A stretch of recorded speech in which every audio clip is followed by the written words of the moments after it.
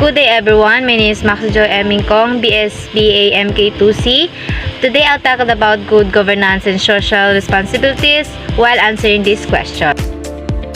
First question, what are the three branches of governance? The three branches of governance are executive, legislative, and judicial. The executive branch carries out and enforces laws. The legislative branch creates laws, and the judicial branch is interpret laws and ensure they're applied fairly.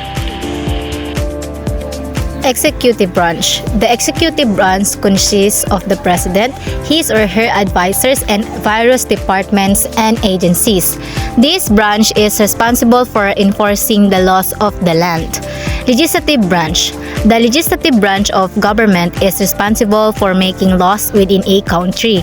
Legislatures are made up of people called legislators who, in democracies and elected by the country's population.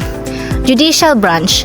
The judicial branch of government refers to a country's court system.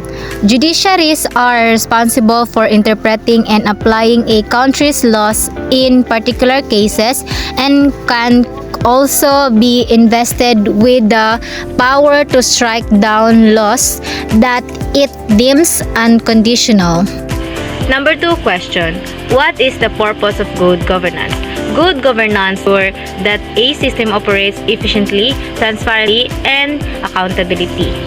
It fosters trust between citizens and their government, promotes economic development, upholds the rules of law, and protects human rights. Other explanation of purpose of good governance. Good governance ensures an organization's direction, effectiveness, supervision, and accountability.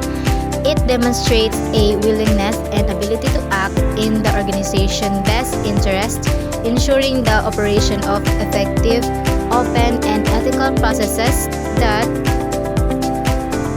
adhere to the law and stand up to scrutiny. Number 3 question, what are the 8 basic elements of good governance? First, participation. Participation involving all stakeholders, including citizens, in decision-making process. Number 2, rules of law.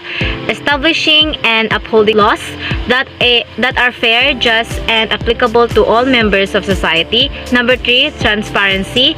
Providing access to information and processes for accountability and scrutiny of decisions made by the government. Number 4, responsiveness. Being responsive to the needs and concerns of population. Number 5, consensus orientation. Thinking to build consensus among stakeholders when making decisions. Number 6, and inclusiveness. Ensuring that all members of society have equal opportunities to participate in and benefits for governance processes.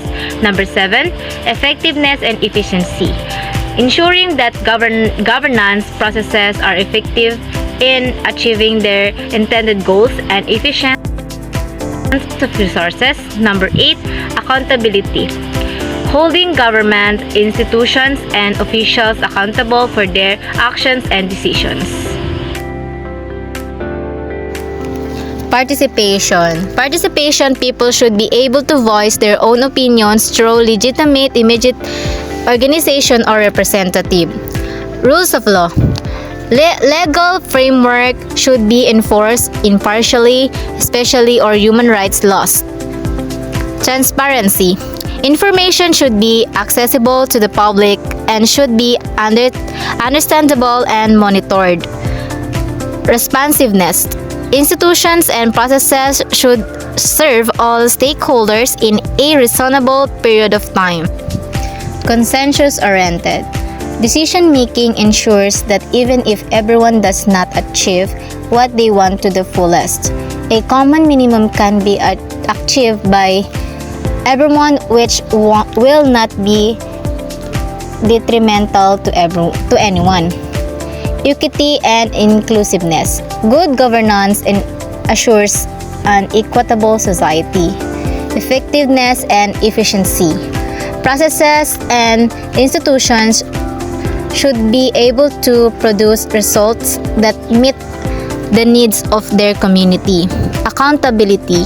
Good governance aims towards betterments of people, and this cannot take place without the government being accountable to the people. And the last question is, as a student, how can you contribute in upholding good governance in our country? As a student, you can contribute to upholding good governance in several ways. First, educate yourself and others. Participate in civic activities, advocate for transparency and accountability, volunteer and engage in community, use social media responsible and support ethical practices. Taking this action, you can contribute to building a culture of good governance and active citizenship in our country or in your country, helping to create a more just, transparent, and inclusive society for all.